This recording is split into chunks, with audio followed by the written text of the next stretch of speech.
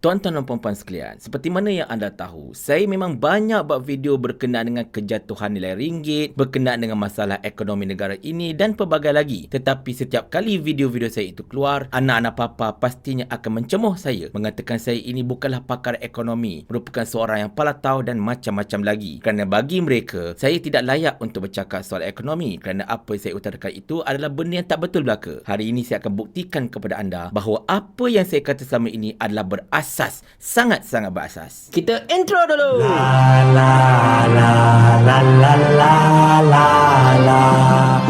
Assalamualaikum warahmatullahi. Dari dulu saya katakan, tuan-tuan dan puan-puan sekalian, masalah yang melanda negara ini terutamanya berkaitan dengan nilai ringgit kita yang semakin lama semakin merudum. Kita tidak boleh atributkan sangat kepada masalah yang berlaku dekat luar sana, seperti kenaikan OPR yang melampau-lampau oleh Amerika Syarikat, seperti krisis-krisis dunia seperti perang Rusia dan Ukraine dan macam-macam lagi. Betul, masih ada faktor-faktor sedemikian yang memberikan impak kepada nilai ringgit kita. Itu kita tidak nafikan sama sekali. Tetapi untuk meletakkan kesalahan itu banyak kepada faktor-faktor tersebut adalah perkara yang tidak betul. Bahkan saya mengatakan dengan jelas bahawa isu sebenar kejatuhan nilai ringgit kita ini adalah berpunca daripada kelembaban kita punya bursa dan juga hasil daripada pengeluaran besar-besaran dana-dana asing daripada bursa kita yang sehingga kini telah pun mencecah nilai lebih daripada 4 bilion ringgit. Itu yang menyebabkan ringgit kita semakin lama semakin merudum. Tetapi bila saya utarakan perkara ini, anak-anak papa tidak mahu menerima hujah-hujah saya. Mereka menuduh saya sekadar mengada-ngadakan cerita serta saya ini tidak mengikut landasan ekonomik yang betul. Mereka utarakan pakar-pakar ekonomi mereka yang konon-kononnya hebat-hebat belaka itu, konon-kononnya apa yang saya katakan ini adalah falasi semata-mata. Bahkan Datuk Seri Anwar Ibrahim sendiri antara lain telah menyalahkan faktor kenaikan OPR di tempat-tempat lain sebagai antara punca kenapa ringgit kita semakin lama semakin merudum dan dilihat tidak dapat bersaing dengan mata wang-mata wang lain di seluruh dunia. Hari ini saya akan membuktikan apa yang saya katakan adalah berasas, tuan-tuan dan puan-puan sekalian. Tolong dengar klip yang telah saya petik daripada Profesor Tan Sri Dr. Nur Azlan Ghazali, iaitu pengarah Minda UKM, dalam satu wacana anjuran Astro Awani, iaitu dialog 3 penjuru yang berkisarkan kepada tajuk Ringgit Tenat, apakah ubatnya, di mana Profesor Azlan ini akan membicarakan tentang berapa persen sebenarnya faktor yang berkaitan dengan OPR lah, Bank Negara Malaysia punya monetary policies lah, berkenaan dengan kejatuhan nilai ringgit kita pada hari ini. Tolong dengarkan. Jadi berarti secara umumnya ialah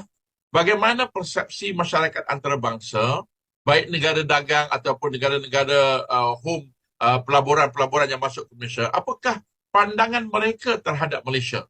Bagi saya ini yang komponen-komponen yang jarang dibincang. Kita banyak bincang tentang polisi kadar faedah di Amerika. Itu betul.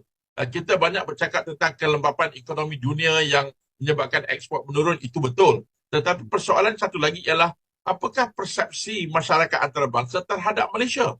Because ini akhirnya akan turun kepada the interest in doing things with Malaysia. Dan itu secara umumnya akan menyebabkan permintaan kata ringgit dan sebagainya. Ini when people are not interested in our country ataupun not interested in our product, our services, maka umumnya nilai mata wang akan jatuh. Ini dimensi-dimensi yang penting yang perlu kita nilai selain daripada hanya menumpu kepada Federal Reserve, hanya menumpu dan mengharap kepada bank negara untuk menyelesaikan masalah. Bagi saya mungkin merasakan bahawa maybe 30% bank negara, but the rest of it adalah isu Putrajaya.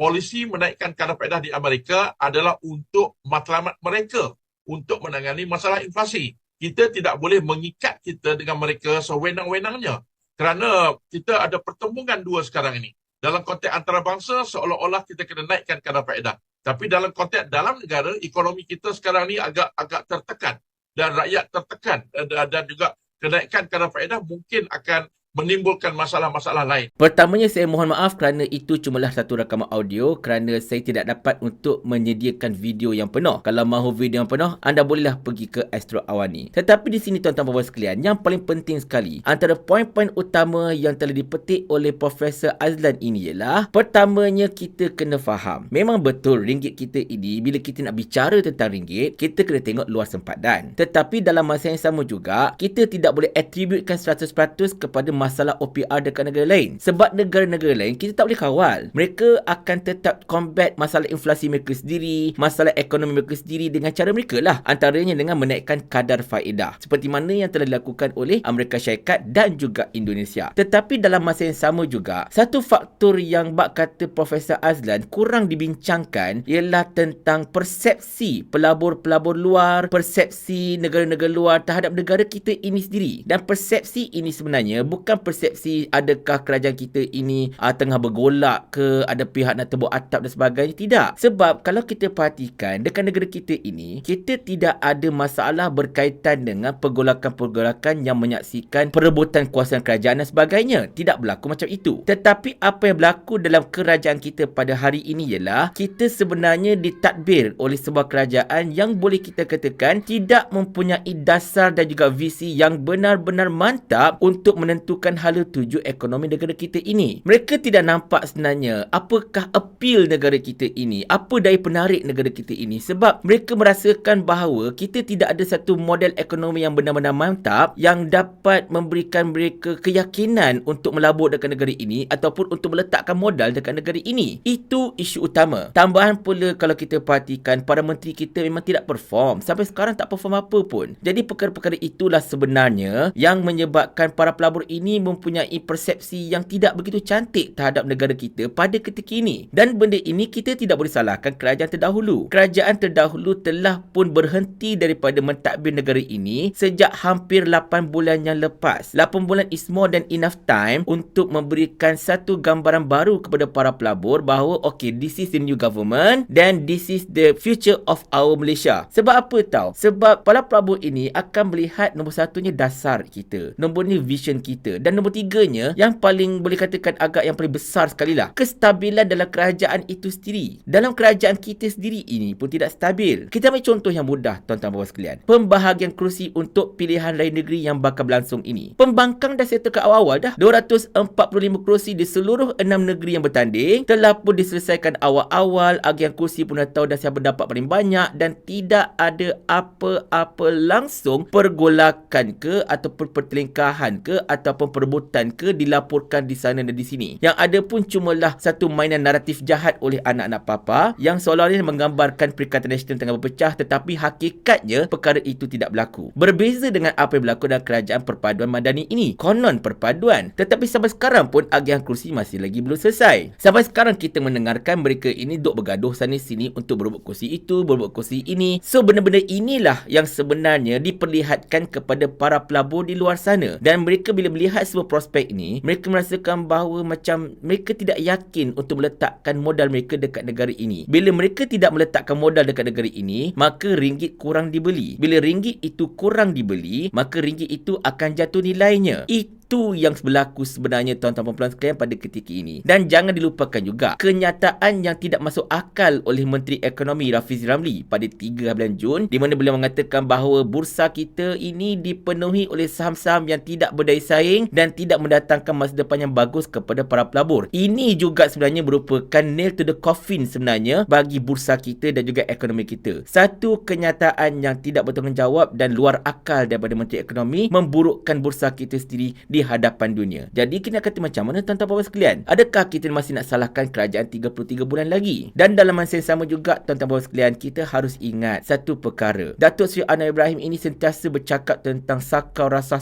sebagainya, dan pelabur luar melihat benda ini sebagai salah satu bentuk ketidakkompetenan. Bila Perdana Menteri hanya sibuk bercerita tentang satu item, tanya soalan ini jawab item yang sama, tanya soalan itu jawab item yang sama. Jadi mereka macam rasa negara ini nak menuju ke arah apa sebenarnya, sebab kita tak nampak langsung apakah hala tuju sebenarnya yang cuba dibawa oleh Datuk Seri Anwar Ibrahim ini. Bak kata Syahid Bolson, The Middle Nation, Anwar Ibrahim telah menanti selama 25 tahun untuk menjadi Perdana Menteri Malaysia. Dan rakyat Malaysia selepas Anwar Ibrahim mengangkat sumpah pada 24 hari November tahun 2022 hinggalah ke hari ini, mereka masih lagi menanti Anwar Ibrahim untuk menjadi Perdana Menteri Malaysia. Itu hakikat yang memang sukar untuk ditelan, tetapi itulah sebenarnya yang tengah berlaku pada ketika ini. Dan bak kata Profesor Sir Azlan. The thing is, Bank Negara Malaysia punya dasar monetary, polisi-polisi dan sebagainya, OPR whatever itu, hanya boleh merangkumi dalam 30% sahaja punca ataupun penyelesaian bagi mengatasi masalah ringgit yang tengah tenat pada ketika ini. Selebihnya adalah dasar-dasar Putrajaya itu sendiri. Jadi saya harapkan kenyataan ini sebenarnya dapat memberikan satu wake up call kepada kerajaan untuk mereka sedar daripada lamunan naratif yang mereka sendiri reka. Mereka fokus kepada perkara yang lebih benar, perkara yang lebih tepat, dan dari itulah baru kita dapat menyelesaikan masalah-masalah yang melanda negara kita ini. Tetapi itulah, selagi kerajaan kita ini masih lagi enggan untuk mengakui masalah itu wujud, atau lebih buruk lagi, buat-buat tak reti serta mengabaikan punca tersebut, maka sampai kesudah kita tidak akan mendapat sebarang penyelesaian yang tuntas berkenaan dengan masalah ekonomi negara kita ini. Dan sekali lagi saya tekankan, berdasarkan kepada kenyataan daripada Profesor Tan Sri Dr. Noor Azlan Ghazali ini, maka benarlah apa yang saya utarakan selama ini memang sangat-sangat berasas, iaitu kejatuhan ringgit kita ini sebenarnya faktor terbesar adalah masalah dalam kerajaan itu sendiri, dan faktor-faktor luaran seperti kenaikan OPR di negara-negara asing hanya custom to 30%, lebih kurang macam itu. Walaupun masih ada lagi impact, tetapi itu bukanlah the main problem. The main problem is within the government itself. Tetapi macam mana yang kita selalu katakan, tuan-tuan puan sekalian, kerajaan ini adalah kerajaan mereka, dan bab kata Sani Hamzan, kerajaan ni kerajaan kami, jadi ikut suka kami lah. Paling kurang aku ada formula. Ni kau ada menteri berlambat-lambat ni, satu formula pun tak ada. Otak letak dekat mana? Saya ulang. Sampai Abang Jamil mampus.